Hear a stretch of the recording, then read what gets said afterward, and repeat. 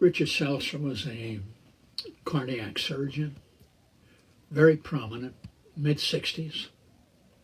He retired from that, went to Harvard, became head of the medical department, was there for some years, then retired from that and began to write. He wrote a number of books. I have about half a dozen of them. They're not all of equal value, but bless me, some of it's really good writing. One of them is called Mortal Lessons. It's about your liver and your kidneys and your eyes and stuff like that. But it's not just a medical book at all. He tells stories in it.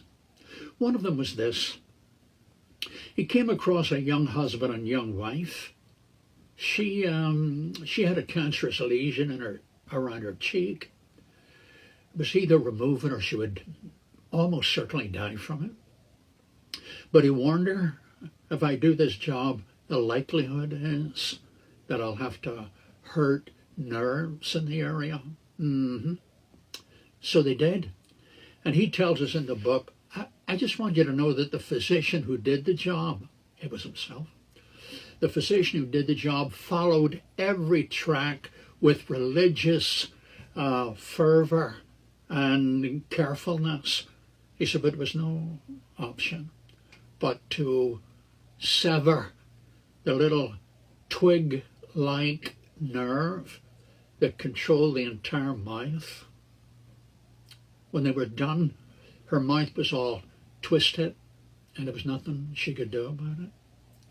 He met them sometime after, post-operative and all of that. They're now in the little room.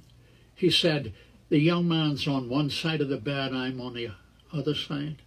She looks up at me and asks, when her twisted way and the speech garbled, is it always going to be like this? And he said, yes. And he explained again what happened.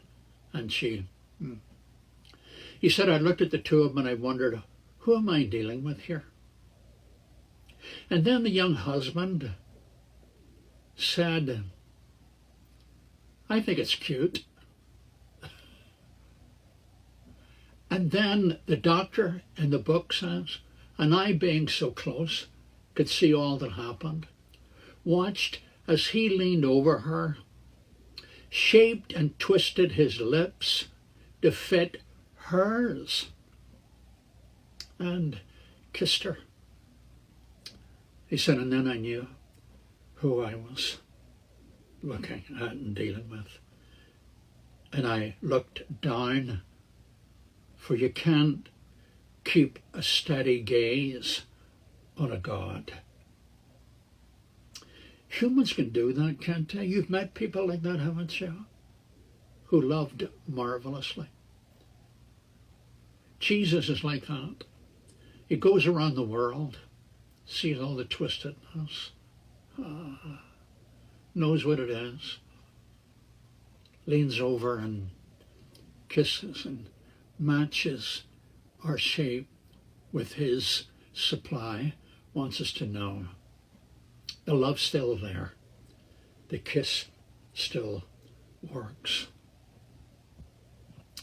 Humans can love that way. You think God can love less than that? God bless you.